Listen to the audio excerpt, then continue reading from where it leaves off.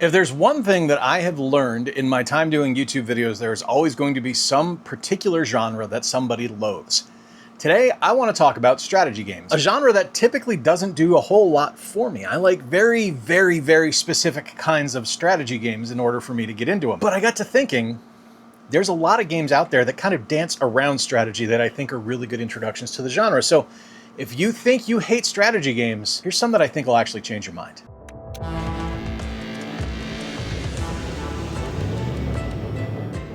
A lot of strategy games can be bogged down by nuance, and one of the things that I really dig about Fogpiercer, which was a code provided to me by Hooded Horse, so thank you to them for that, is the fact that it's just very elegant in its execution because it's incredibly simple on the surface.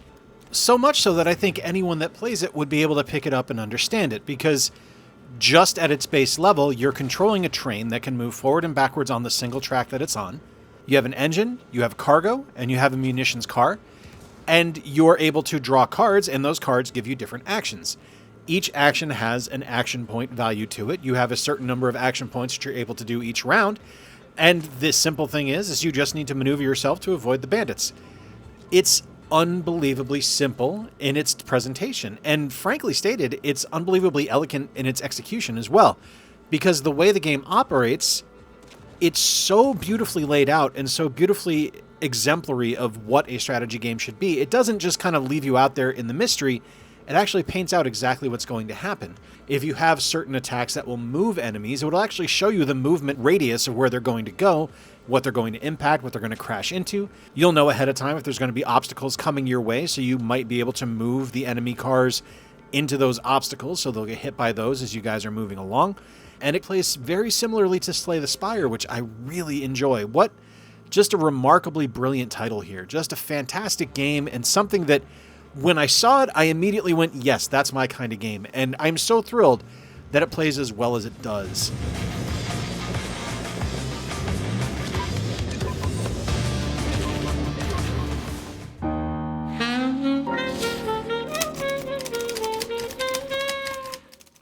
A lot of times when people hear strategy, they think it's going to be all war-related or combat of some kind, but there's so many out there that are more slice of life or more occupational-based ones, like News Tower here. News Tower is something that is near and dear to me. So I was a journalism major in college, and it was and is my favorite form of writing to this day. I think journalism is unbelievably important, and to see a video game based on classic journalism from the early 1920s is something to me that I absolutely love. It's a beautiful game, and the way it's executed is incredibly well done. Like it's a very different type of game and not something that I at all expected when I picked it up.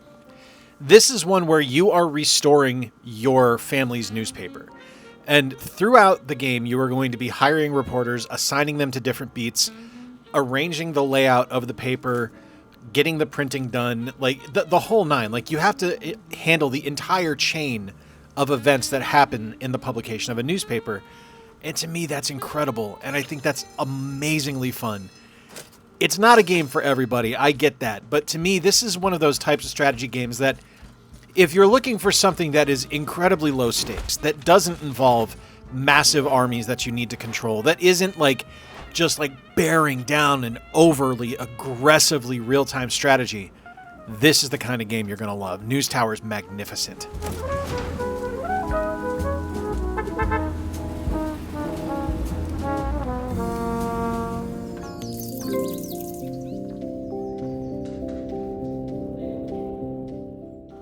Islanders is, was, and will forever remain one of the biggest surprises I ever experienced on the Nintendo Switch eShop. This is a game that was offered to me as a review code, and I accepted it, fully anticipating that I wasn't going to like it, and the gameplay dropped my jaw. It was amazing, and still is. It's an unbelievably fun game, and it's such a low-impact, low-stress game that you're going to love it. The concept of the game is very simple. You're trying to build an island. You are building a society, and as you go, you're going to be given different things that you need to build out, and where you place them matters greatly. So as you place them, you are going to see penalties or boons based on where they're at that are going to help you or hinder you as you want to continue to improve your island's quality.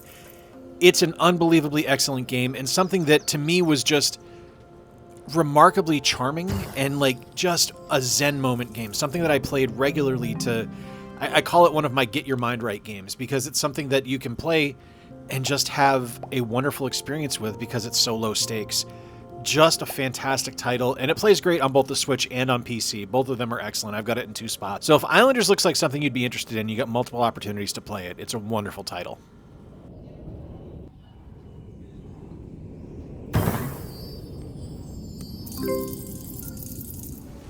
Hydra forces in this area are causing trouble. Let's take them down. Fair enough. The concept of Marvel's Midnight Suns wasn't really something that intrigued me at first jump. While I'm a huge fan of superheroes, I'm not typically a huge fan of a lot of the characters that were being featured in the game, so it wasn't something that I really felt the need to rush out and play.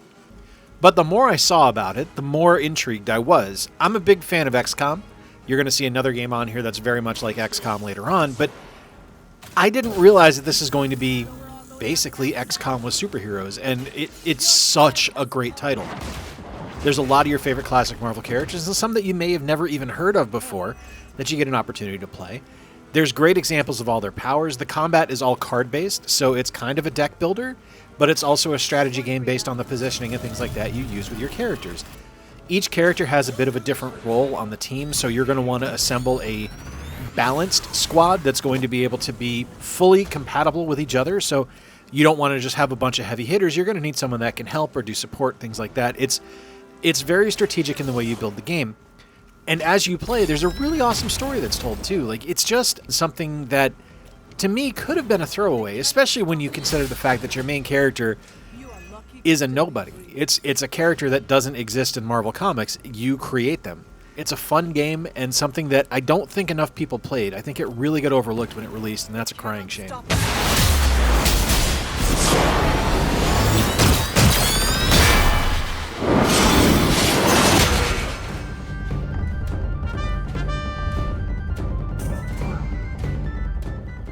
While I've never really been a fan of real-time strategy games, like stuff like StarCraft, Warcraft, the Total War franchise never really did anything for me, something special really has to catch my eye for a real-time strategy game to enter my regular play. And Rock of Ages did exactly that. Now, on the surface, you're going to look at this game and say, Jay, that's not a real-time strategy, that's a silly bowling game. And it is entirely a silly bowling game, but it's also 100% a real-time strategy, because you are going to be actively placing towers and creatures and defensive measures to try to interrupt your opponent's rock that's rolling towards your gate. Meanwhile, as you launch yours, you're going to be in full control of it, and you're going to need to avoid your opponent's towers and defensive subjects and creatures and things like that that are trying to damage your boulder.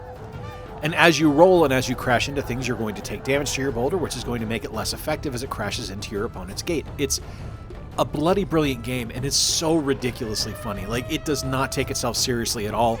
Like, you're playing as the boulder that Sisyphus is rolling up a hill from Greek mythology, and you just kind of keep going through history and knocking down the doors of other, historical figures. It's dumb. It's a dumb concept, and it works so ridiculously well.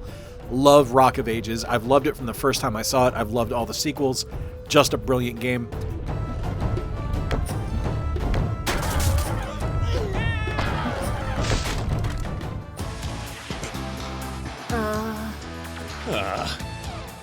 Stay positive, boys. For me, turn-based strategy is the watchword. That's the thing that I love. That is the kind of strategy game that I enjoy playing, because I like to be able to think and kind of plot where I'm going to go. This is Advance Wars 1 and 2 Reboot Camp from the Nintendo Switch. Now, any version of Advance Wars is brilliant. You're going to have a blast with it. They're all fantastic, whether you're playing the GBA originals, the DS sequels, or you're playing the remaster here on the Nintendo Switch. These are a turn-based strategy game with fantastic characters, wonderful interactions, and great combat. They play a little bit like Fire Emblem. Fire Emblem almost made this list, but I talk about Fire Emblem a lot on this channel, so I wanted to do something a little bit different and talk about Advance Wars. You are playing as the Orange Army, and you have one of 3 different COs that have different powers that you're going to build up as you play, and they're going to assist your troops. Your job is to eliminate your opponent and capture cities, and basically it's a massive game of capture the flag. And for something that could have been terrible, something that could have just kind of fallen flat on its face, when Nintendo developed this franchise back in the days of the Famicom with Famicom Wars, they created something absolutely remarkable, and it holds true to this day. Like, it's something that still carries forward and is still fun. The Advance Wars and the Fire Emblem games started on the Famicom, and they're still fantastic today. They still retain that same kind of true north idea of what strategy combat should be.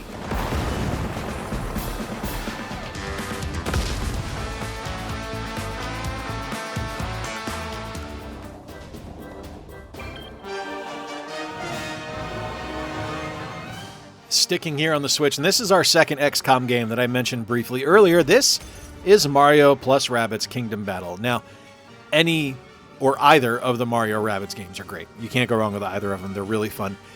These are excellent strategy games that are kind of sneakily strategy games because they're also Mario and Rabbids games. Like, they walk a lot of lines and they dance a lot of dances, and all of them land. All of them are fantastic.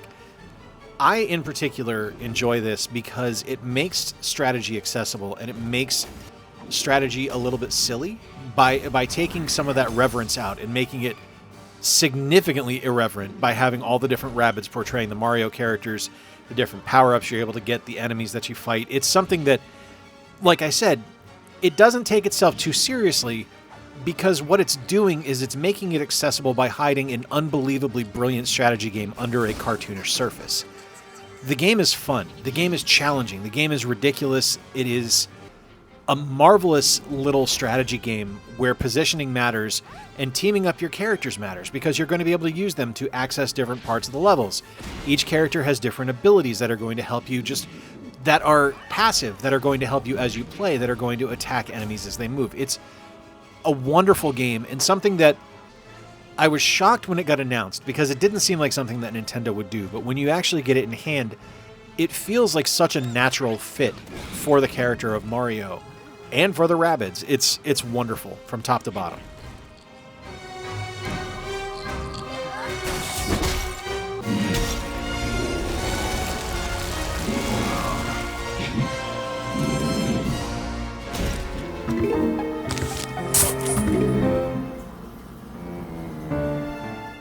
In my eyes, as far as strategy games go, Plants vs. Zombies is the ultimate equalizer because I think it's something that's approachable for literally everyone. There have been multiple iterations of this game released. There was just a remaster released last year, I think.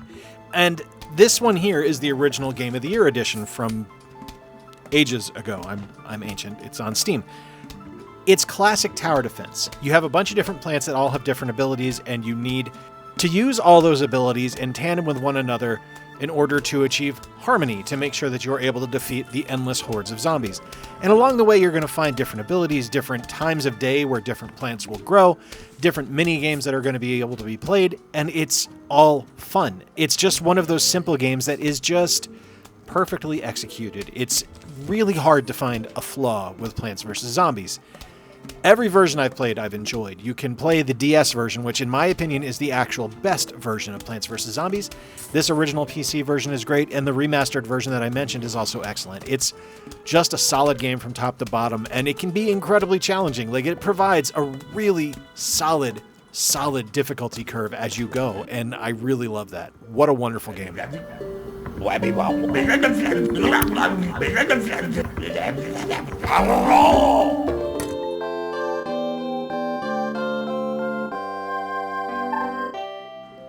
I think one of the strategy games that most people of my generation really associate themselves with is this one here. This is SimCity, specifically the SimCity released on the Super Nintendo, which to me is probably the best SimCity because it was the most approachable, it was the most accessible, and it made it not nearly as kind of overwhelming as the PC version. While it's basically the exact same game, there was enough breaking up the kind of gameplay as you go that made it a little bit more approachable, a little bit more attractive, and a little bit more enjoyable to people that maybe weren't just into hardcore strategy.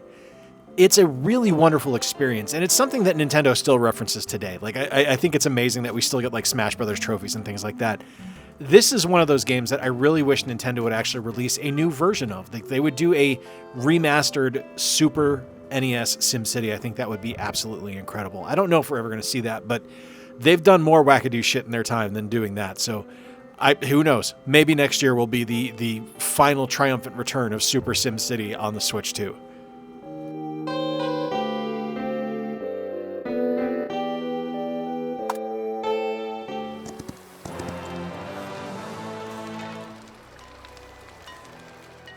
One final code here provided by Hooded Horse. This is Heroes of Might and Magic, the Olden era. This is the continuation of what is my personal favorite strategy game series ever made. My favorite PC game when I was in my early 20s was Heroes of Might and Magic 3.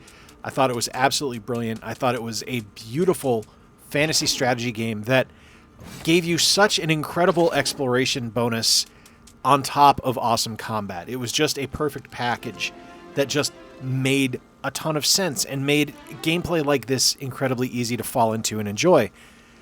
And unfortunately, the series kind of lost its way, and it really didn't kind of stick to what worked. I think the last one that was really excellent was Heroes of Might and Magic 3, until we got this game here from Ubisoft, which was published by Hooded Horse, the Olden era. This is a throwback to Might and Magic 3. This is such a...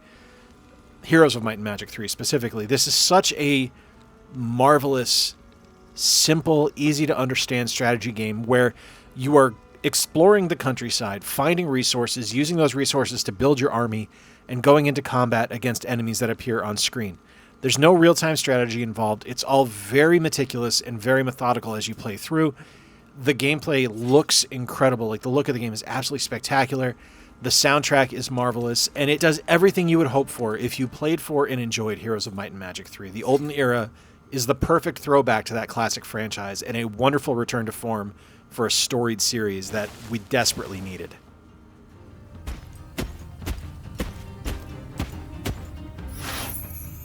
Huge thank you to Hooded Horse for providing me with a couple of review codes on this video.